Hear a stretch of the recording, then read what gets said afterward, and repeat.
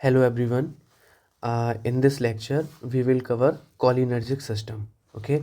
So before going to discuss this system, I thought that we should revise what we have studied in the previous lecture. So firstly, all you have remember that हमने ये सब पढ़ा कि इसमें सबसे पहले आपने क्या पढ़ा था कि जो नर्व फाइबर्स थे वो दो रीजन से निकल रहे थे, जो कि हमने ऑटोनॉमिक नर्वस सिस्टम को डिवाइड किया था किस बेसिस पर, एनाटॉमिकली बेस पर, कि एक तो फाइबर यहाँ से निकल रहे थे यानी थोरेसिक और लंबर रीजन से, और एक यहाँ से और एक यहाँ से। तो यहाँ से क्या होता है, ये सीएनएस से, और ये आपका sacral region of spinal cord. Okay. तो जो सीएनएस और सैक्रल रीजन हमने देखा था उसको हमने बोला था पैरासिम्पैथेटिक। और जो हमने देखा था थोरेसिक लंबर रीजन से जो स्पाइनल कॉर्ड्स निकल रही थी वो हमने देखा था कि वो है सिंपैथेटिक नर्वस सिस्टम। तो सिंपैथेटिक नर्वस सिस्टम को और हम कैसे पहचान सकते हैं कि जो गैंग्लियन है वो गैंग्लियन पास है। सिंपैथी जब हमें किसी से होती है तो हम उसको पास रखना चाहते हैं। ऐसे ही थोरेसिक लंबर रीजन को हम सिंपैथेटिक नर्वस सिस्टम बोल रहे हैं, क्योंकि जो इसके जो गैंग्लियंस हैं वो पास हैं स्पाइनल कॉर्ड के। ओके। और अगर हम यहाँ पर ये देखेंगे पैरासिम्पैथेटिक नर्वस सिस्टम के, तो ये थोड़े से दूर हैं, उससे फार अवे हैं अगर हम इससे कंपेयर करेंगे। ओके। तो हमने इतना सब कुछ देखा था, हमने ये समझा था कि ये प्री गैंग्लियोनिक फाइबर है, और ये हमने पढ़ा था, इसको पढ़ा था हमने पोस्ट गैंग्लियोनिक। इसको हमने पढ़ा था ये गैंग्लिया है, गैंग्लिया के ही बेस पर देखा था कि जो गैंग्लिया से पहले फाइबर है उसको प्री बोला था, और गैंग्लिया के बाद है उसको हमने पोस्ट बोला था। ओके। यहाँ पर कौन सा रिसेप्टर है, यहाँ पर पढ़ा था हमने एन यानी नर्व टू नर्व। यहाँ भी नर्व टू नर्व, यहाँ भी नर्व टू नर्व देखा था, और यहाँ पर भी नर्व टू नर्व देखा था। और यहाँ पर हमने देखा था कि कौन सा न्यूरोट्रांसमीटर सिक्रीट हो रहा था। तो जो पैरासिम्पैथेटिक है उसमें हर जगह हमने समझा था कि एसिटाइल कोलिन सिक्रीट हो रहा है। एक तो यहाँ पर यानी प्री गैंग्लियोनिक पर भी हो रहा है, और पोस्ट गैंग्लियोनिक फाइबर भी एसिटाइल कोलिन सिक्रीट करा रहे हैं, हमने इतना याद है। ओके। ऐसे ही अगर हम बात करें सिंपैथेटिक नर्वस सिस्टम के केस में, तो इसका प्री गैंग्लियोनिक पर ये भी एसिटाइल कोलिन सिक्रीट करा रहे हैं, लेकिन ये जो पोस्ट गैंग्लियोनिक फाइबर हैं ये यहाँ पर नॉर एड्रीनलिन सिक्रीट करा रहे हैं। ओके। तो जब ये यहाँ पर एसिटाइल कोलिन होगा, और जो ऑर्गेन्स होंगे, जो इफेक्टर ऑर्गेन्स होंगे, यहाँ पर भी रिसेप्टर्स होंगे। जब रिसेप्टर्स यहाँ पर हैं, जब वो स्टिमुलेट होंगे तब एसिटाइल कोलिन सिक्रीट होगा, और इसमें नॉरएड्रेनालिन सिक्रीट होगा जब यहाँ के रिसेप्टर्स स्टिमुलेट होंगे। ओके। ऐसे ही ये समझा था।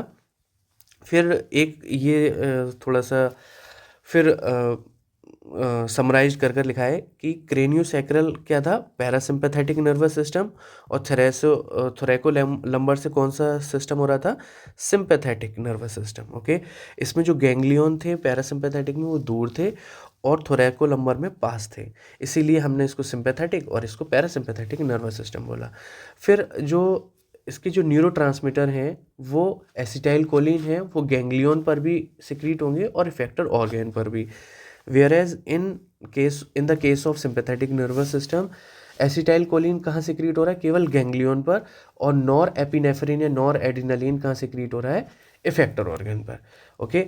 जब पैरासिम्पैथेटिक नर्वस सिस्टम में एसिटाइल कोलिन यहाँ भी सिक्रीट हो रहा है गैंग्लियन पर भी और इफेक्टर ऑर्गन पर भी, तो हम क्यों ना इसको हम एसिटाइल कोलिन कर रहे हैं, तो हम इसका नाम कोलिनर्जिक भी बोल सकते हैं। ओके। तो कोलिनर्जिक नर्वस सिस्टम क्या हुआ, जो सिस्टम एसिटाइल कोलिन सिक्रीट कराता है एट द बोथ प्लेसेस या बोथ स्टेजेस, हम बोल सकते हैं। ठीक है। फिर हमने एक डेफिनेशन देखी थी कि न्यूरोट्रांसमीटर क्या होता है, a chemical messenger that transmit signals from one nerve to another across a gap known as synapse. ये सब हमने पिछली क्लास में देखा था कि इस तरीके से एक ये नर्व हो गई, एक ये हो गई, बीच में ये साइनेप्स हो गया, तो इस तरीके से हमने ये सब देखा था। अभी भी एक बार और देखेंगे। फिर एक छोटा सा और हमने पिछली क्लास में समझा था कि function, okay, function of parasympathetic and sympathetic nervous system. Okay, तो यहाँ पर ग्रॉसली आपने क्या याद रखना है कि पैरासिम्पैथेटिक और सिम्पैथेटिक नर्वस सिस्टम के काम बिल्कुल ही उल्टे होते हैं। अगर कोई हंसेगा तो दूसरा कोई रोएगा, अगर कोई रोएगा तो वो हंसेगा, बिल्कुल उल्टे, जैसे भाई बहन में होता है, कभी बनती नहीं है। ओके, तो यहाँ भी ऐसे ही है। तो सबसे पहले हमने हार्ट का काम देखा था, तो जो पैरासिम्पैथेटिक है वो हार्ट को इनोवेट करा रहा है। ओके, सिंपैथेटिक की बात हो रही है। अगर आप केवल यही याद कर लेते हैं कि हार्ट पर फंक्शन क्या होगा किसी भी सिस्टम का, अगर आप सिंपैथेटिक का याद रखेंगे तो सिंपैथेटिक से हमें बस सिंपैथी याद रखनी है। सिंपैथी क्या होती है, हमें प्यारी होती है, हार्ट के पास होती है। तो जो हार्ट के पास होती है तो हम उसको बढ़ाते हैं, जब बढ़ती है ना। ओके, वेयर एज पैरासिम्पैथेटिक में क्या है, क्योंकि हमने सिंपैथेटिक में पढ़ा कि इसमें हार्ट स्टिमुलेट हो रहा है, अब हम पैरासिम्पैथेटिक में पढ़ेंगे कि हार्ट यहाँ पर इनोवेट हो रहा है, हार्ट की फंक्शन यहाँ पर जो तेज हार्ट हो रहा था उसको ये कम करा रहा है, हार्ट की जो हार्ट रेट है। Okay, next other. अब अदर में बिल्कुल उल्टा पढ़ना है, जैसे कि हार्ट पर जो काम कम करा रहा था, इनहिबिट करा रहा था, वो अब यहाँ पर स्टिमुलेट होगा। Whereas sympathetic nervous system में जो कि स्टिमुलेट करा रहा था, यहाँ पर ये अब इनहिबिट होगा। ओके, अदर में जैसे ब्रोंकस है, ब्रोंकस ये बीसी, बीसी मतलब वेरी क्यूट वाला बीसी जो आप मोबाइल फ़ोन में लिखते रहते हैं चैट्स में, वही बीसी है ये।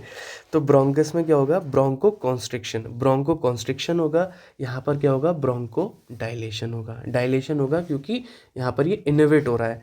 Where as in case of GIT, GIT में क्या होगा, जीआईटी का सिक्रीशन होगा, ज़्यादा हो गया तो क्या होगा, डायरिया होगा। और इधर अगर डायलेशन होगा तो ये कॉन्स्टिपेशन होगा। फिर ब्लेडर के बारे में हमने देखा था कि जब ब्लेडर कॉन्ट्रैक्ट होगा, जब ब्लेडर कॉन्ट्रैक्ट होगा तो यूरिन का आउटफ्लो बढ़ेगा। ओके, जब कभी भी सूसू आती है तो हम कहते हैं ना कि हमारा जो ब्लेडर है वो कॉन्ट्रैक्ट हो रहा है। तो कॉन्ट्रैक्ट कौन करा रहा है, वो पैरासिम्पैथेटिक नर्वस सिस्टम करा रहा है। वेयर एज जब रिलैक्स होता है यूरिन, सॉरी ब्लेडर, तो वो यूरिन का आउटफ्लो कम होता है, तो वो डायलेशन हो गया।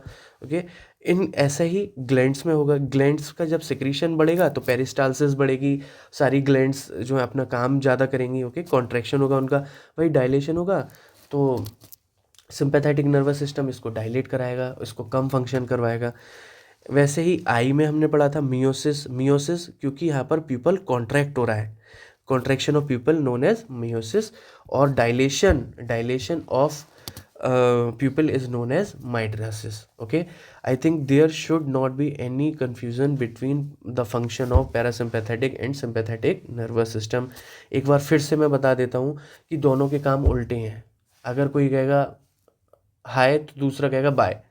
ओके, तो ये जैसे कि पैरा हार्ट का हमने देखा था, हार्ट का फंक्शन सिंपैथेटिक नर्वस सिस्टम पर क्या होगा, ये हार्ट को स्टिमुलेट कराएगा। बस अगर आपने बस इतना ही याद कर लिया कि हार्ट का ही फंक्शन सिंपैथेटिक नर्वस सिस्टम पर याद कर लिया, बाकी सब ये जितने भी लिखे हैं सब अपने आप याद हो जाएंगे।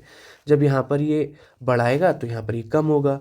वैसे ही अदर में क्या हो रहा है, यहाँ पर ये कम कर रहा है तो यहाँ पर ये बढ़ाएगा, और यहाँ पर ये कम हो रहा है तो यहाँ पर ये बढ़ रहा है तो यहाँ पर कम होगा। बस इतना ही याद करना है। ओके, अब हम जल्दी से अब देखते हैं हमने आज क्या क्या पढ़ना है। ओके, कॉलिनर्जिक सिस्टम, यानी हमने अभी पढ़ा था पैरा सिंपैथेटिक नर्वस सिस्टम।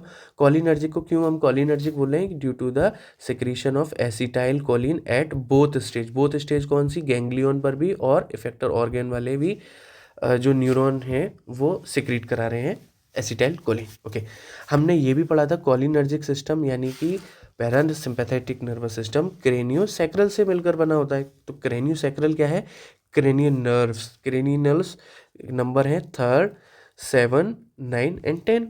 और सैक्रल में जो स्पाइनल कॉर्ड की सैक्रल रीजन से कौन कौन सी हैं, 2, 3 एंड 4। तो यहाँ से ही सब कुछ काम चलता है पैरासिम्पैथेटिक नर्वस सिस्टम का। कौन से क्या सिक्रीट हो रहा है इसमें, एसिटाइल कोलिन।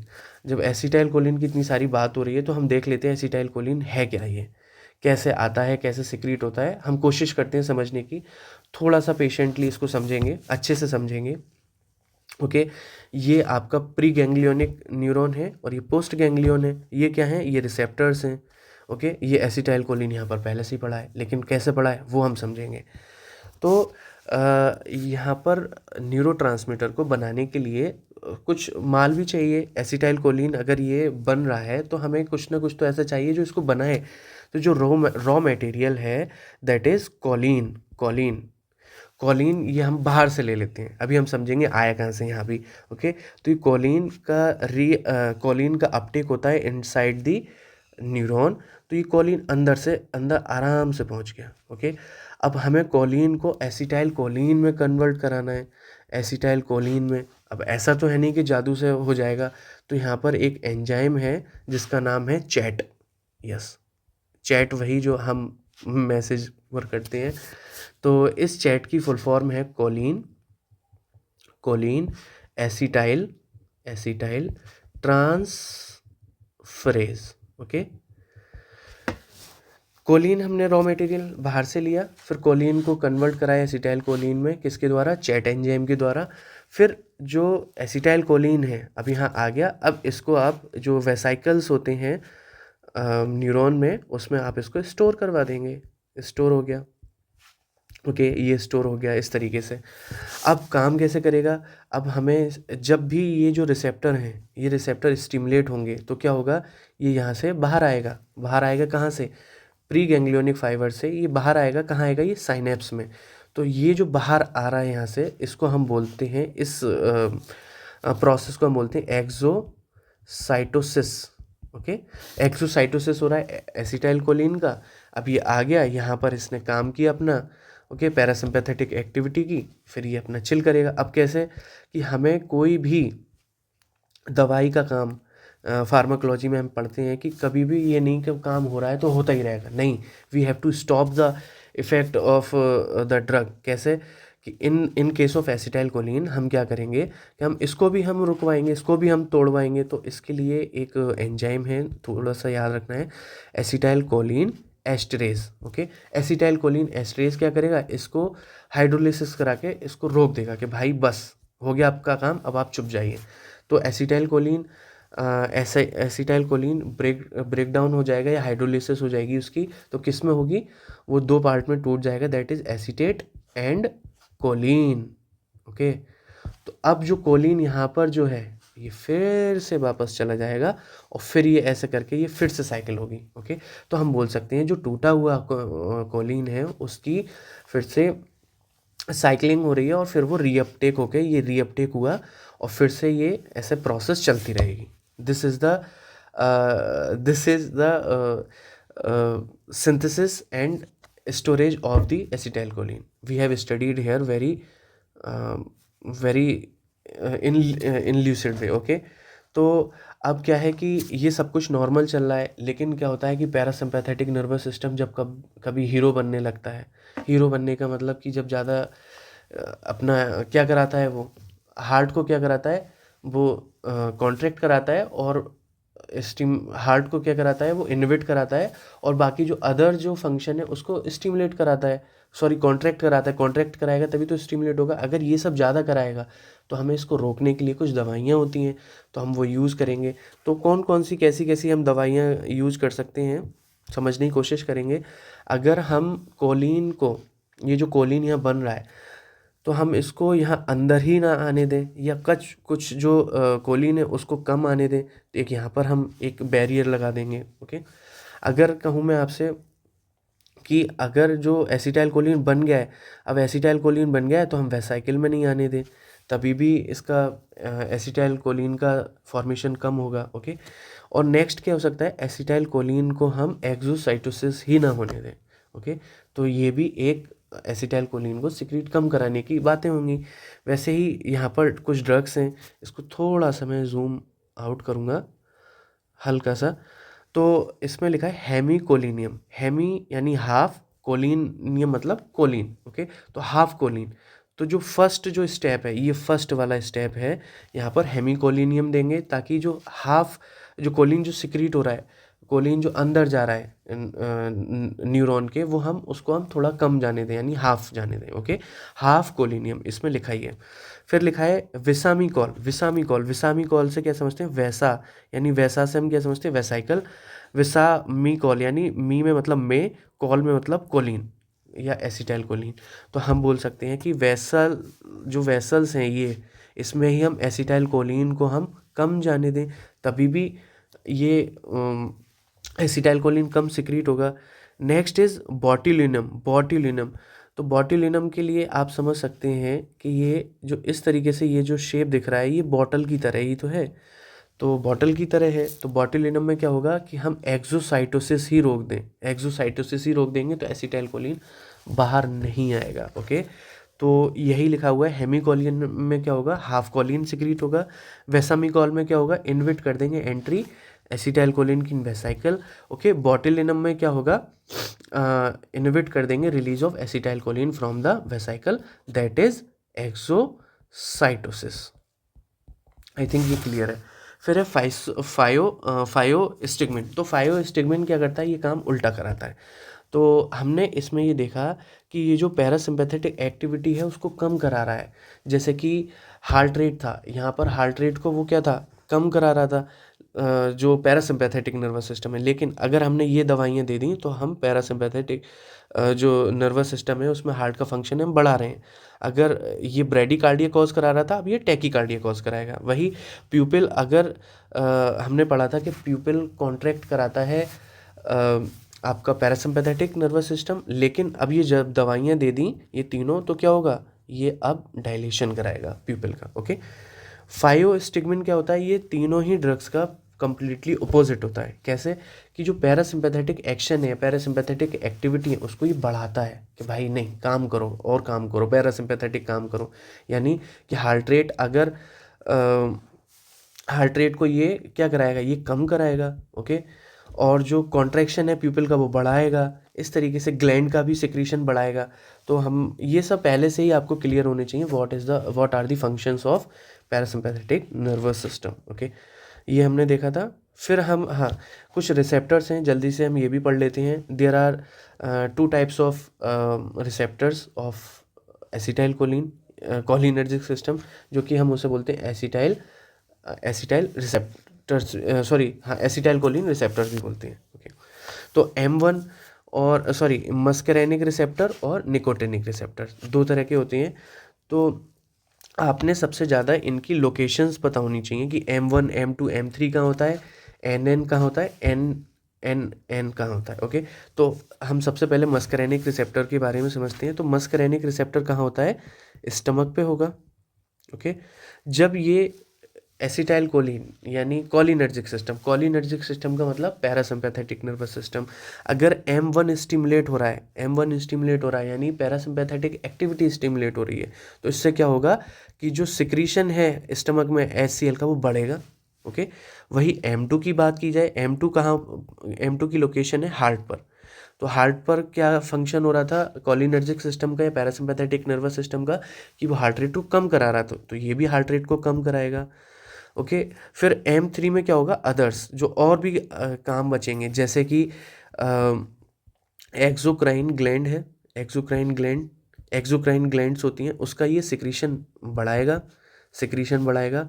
ओके, और जो ब्लैडर है, यूरिनरी ब्लैडर, उसका भी ये कॉन्ट्रैक्शन होगा, तो क्या होगा, सिक्रीशन बढ़ेगा। जब सिक्रीशन बढ़ेगा तो यूरिन का आउटफ्लो भी ज़्यादा होगा।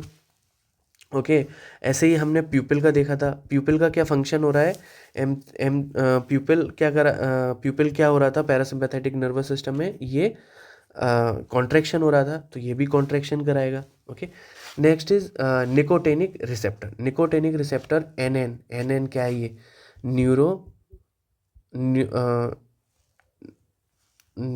ये है neuron to neuron. Okay, neuron to neuron होगा। ये कहाँ होगा, ये प्रेजेंट, हमने देखा था ऊपर गैंग्लियन पर। ओके, नेक्स्ट इज NM से क्या होगा, न्यूरो मस्कुलर जंक्शन। तो ये जो NM होगा वो कहाँ प्रेजेंट होगा, न्यूरो मस्कुलर जंक्शन पर। ओके, तो अगर हमें NM को स्टिमुलेट कराना है, यानी NM रिसेप्टर को अगर हमें स्टिमुलेट कराना है, तो हमें क्या चाहिए, नीड ऑप्टिमल स्टिमुलेशन। हमें इसका ऑप्टिमल स्टिमुलेशन का मतलब क्या है कि अगर कोई रीडिंग है, सपोज जैसे कहते हैं ना कि हमें इतने तक ही वो बढ़ानी है, अगर उससे कम या ज़्यादा बढ़ गया तो वो दिक्कत हो जाएगी। ऐसे यहाँ पर है, अगर यहाँ पर ऑप्टिमल स्टिमुलेशन नहीं हुआ, ओके, NMJ ये ज़्यादा सिक्रीट हो गया या कॉन्ट्रैक्ट हो गया, तो उससे क्या होगा, जो मसल की वीकनेस है वो हो जाएगी, muscle weakness. Okay, if the need of optimal stimulation will not meet with NM, तो क्या होगा, muscle weakness will occur.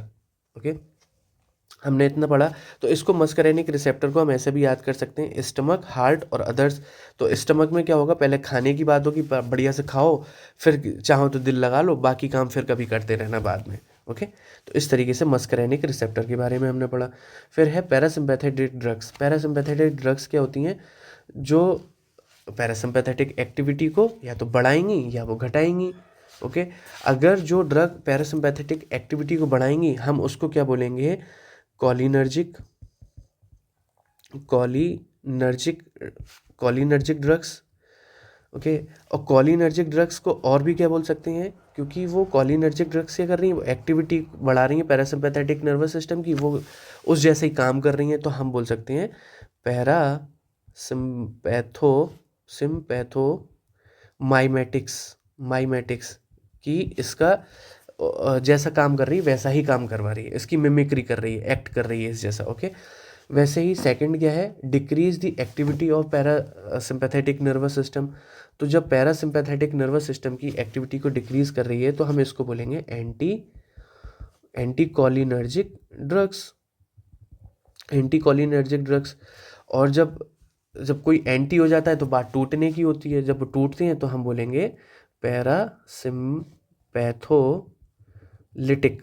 Okay, parasympatholytic drugs. तो लिटिक जहाँ भी कभी टर्म आए तो हम इसको क्या समझेंगे, ब्रेक डाउन, बस। तो हम ये जो पैरासिम्पैथेटिक ड्रग्स हैं वो हम नेक्स्ट लेक्चर में कवर करेंगे। तो आपने क्या करना है कि अभी जो भी हमने पढ़ा उसको अच्छे से पढ़ना है, नोट्स बनाने हैं अच्छे से, क्योंकि ये चैप्टर थोड़ा सा टफ माना जाता है, लेकिन मैंने इसको कोशिश किया कि मैं आपको थोड़ा ठीक से समझा पाऊँ, वो मैंने किया। फाइनली यही होगा कि आपने बस अच्छे से पढ़ना है और इसको बार बार रिवाइज करना है। थोड़ा सा टफ है, मैंने सारा ही इसमें कवर किया है जो अभी के लिए रेलेवेंट है, और नेक्स्ट जो लेक्चर होगा उसमें हम पढ़ेंगे parasympathetic drugs. Okay, thank you so much for listening me. जय श्री महाकाल।